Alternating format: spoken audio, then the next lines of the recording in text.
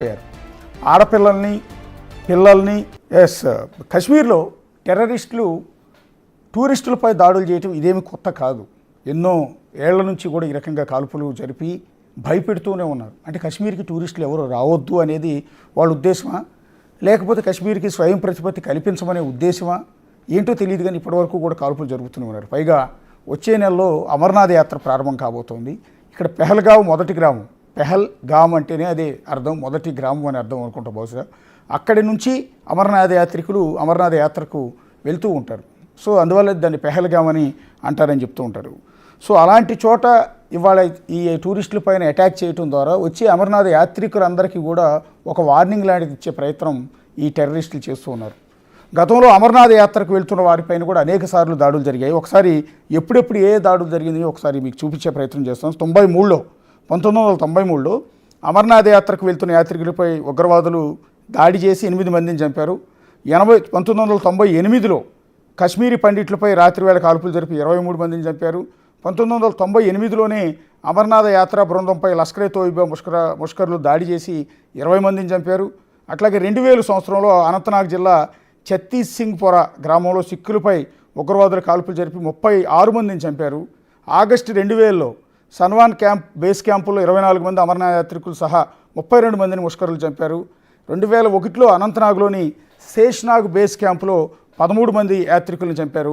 2001లో శ్రీనగర్లోని జమ్మూ కాశ్మీర్ శాసనసభ కాంప్లెక్స్పై ఆత్మాహుతి దాడి చేసి 36 మంది పౌరుల్ని చంపారు. 2002లో చందనవాడి బేస్ క్యాంప్పై ఉగ్రదాడిలో 11 మంది అమర్నాథ్ యాత్రికులు చనిపోయారు. 2002లోనే దక్షిణ కాశ్మీర్లోని జమ్మూ శ్రీనగర్ జాతీయ రహదారిపై ఉన్న దిగువ ముండాల ఐఈడి పేలుల్లో 2 చిన్నారులు 3 మహిళలు 9 మంది భద్రతా సిబ్బంది చనిపోయారు. మొత్తం 19 మంది అప్పుడు చనిపోయారు. 2003లో పుల్వామా జిల్లా నందిమార్గ్ గ్రామంలో 2 చిన్నారులు 11 మంది మహిళలు సహా 24 మంది కాశ్మీరీ పండిట్లను ఉగ్రవాదులు ఊచకోత కోశారు. 2005లో పుల్వామాలోనే కారు బాంబును పేల్చి 3 సిఆర్పిఎఫ్ అధికారులు 2 విద్యార్థులు సహా 13 మందిని ముష్కర్లు పట్టణ పెట్టుకున్నారు.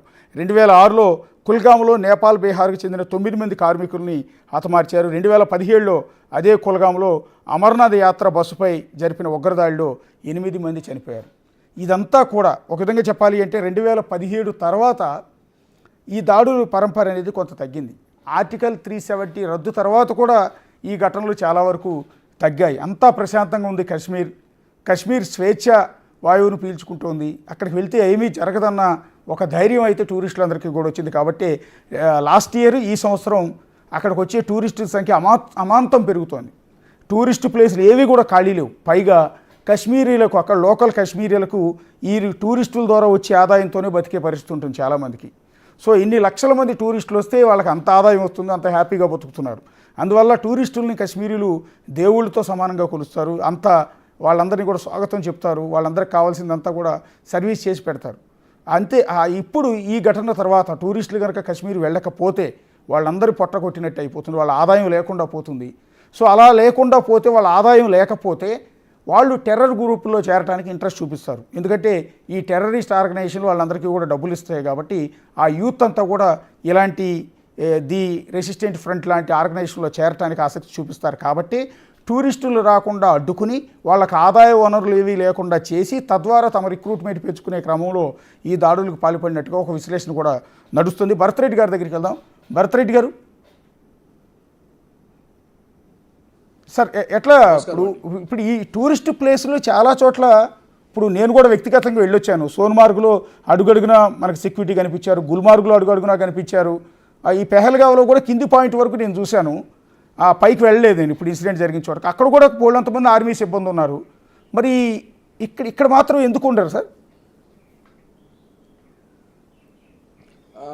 మీకు యాక్చువల్లీ చెప్పాలంటే నేను ఇక్కడ సర్వ్ చేశానండి. సో ఆష్ముఖాం కానివ్వండి, పహల్గామ్ కానివ్వండి, వేలు, ఇలా ఎన్ని వ్యాలీస్ ఉన్నాయో ఇక్కడంతా కూడా మేము ఆపరేషన్స్ చేశాం as part of special forces.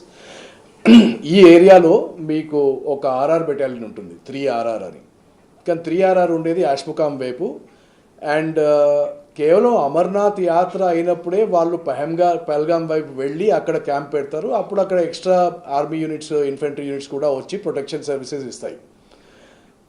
And నార్మల్గా నాకు తెలిసి అన్న మీరు ఒక పెద్ద లిస్ట్ చదివినా కానీ టూరిస్ట్ లొకేషన్ పైన ఇంత ఘోరంగా పహల్గామ్ ఏరియాలో గత 30 ఏళ్లుగా జరగలేదు. అమర్నాథ్ యాత్రికుల మీద జరిగింది, యాత్ర మీద జరిగింది.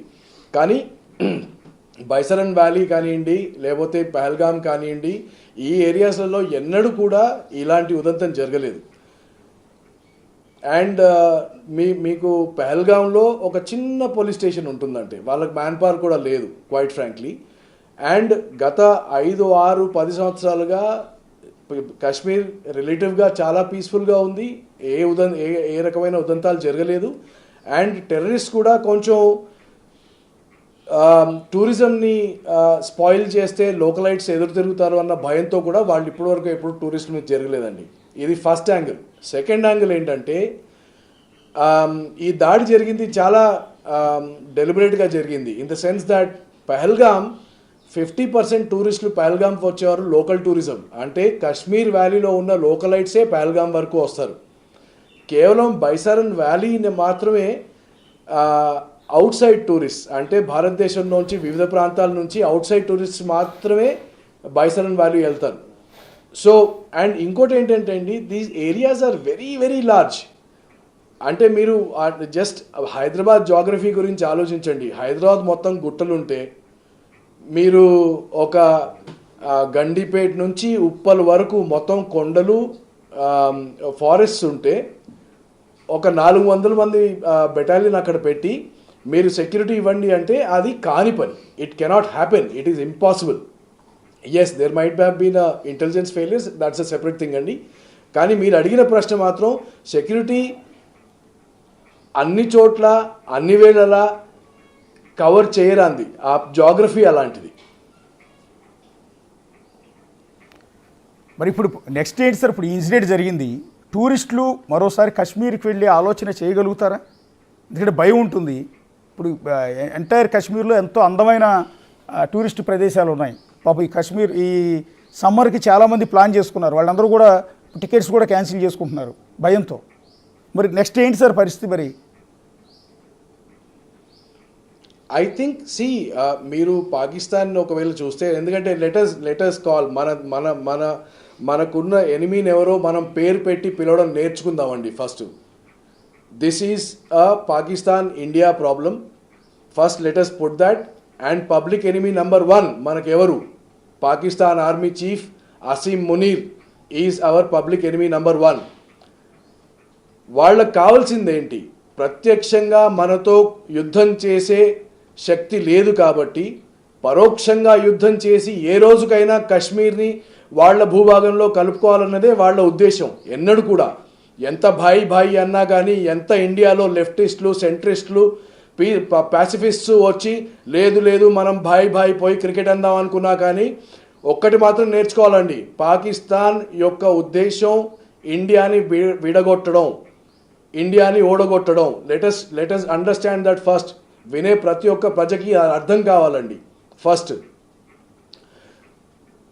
ఈ పరంగా కశ్మీర్లో ఆర్టికల్ 370 తీసేసి ఒక స్టేబుల్ గవర్నమెంట్ వచ్చి టూరిజం పెరిగితే, ఇంతకుముందు నా కో ప్యానలిస్ట్ అన్నట్టు వాళ్ళకి ఎకనామిక్ గ్రోత్ వస్తే వాళ్ళు పాకిస్తాన్ మాటలు వినడం మానేస్తారు, టెర్రరిజం కూడా తగ్గిపోతుంది. అందుకోసం వాళ్ళ స్ట్రాటజిక్ ప్లానింగ్, అంటే అందరూ అమెరికా వైస్ ప్రెసిడెంట్ వచ్చిన ఉదంతంలో ఇది జరిగింది వాళ్ళకి చూపెట్టుకోవడానికి అని అన్నా కానీ, I don't think so. The strategic thing here is కాశ్మీర్లో టూరిజంని కూలగొట్టాలి.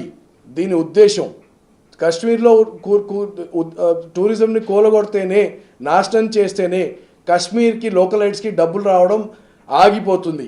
ఆగిపోయినప్పుడే వాళ్ళు పొలిటికల్ మాస్టర్స్, ఎవరైతే లోకల్ పొలిటికల్ మాస్టర్స్ ఉన్నారో, ఎవరైతే ఓజీడబ్ల్యూస్ ఉన్నారో, వాళ్ళు చెప్పింది వినడం మొదలు పెడతారు. ఎందుకంటే వాళ్ళ మోచేతి నీరు అప్పుడు లోకలైట్స్ తాగాల్సి వస్తుంది కాబట్టి.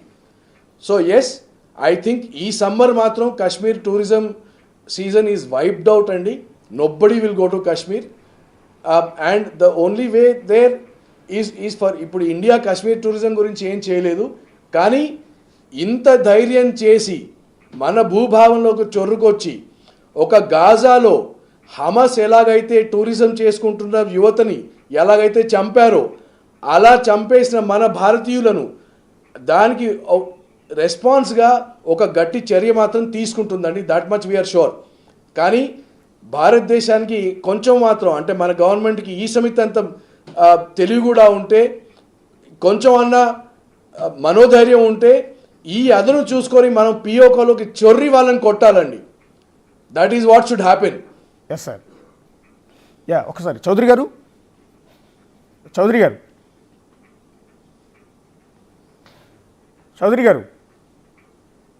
సార్, చౌదరి గారు అన్నానండి. సార్ ఎట్లా సార్, వాట్ నెక్స్ట్? భారత వింటున్నాను, భారత చెప్పండి. ప్రభుత్వం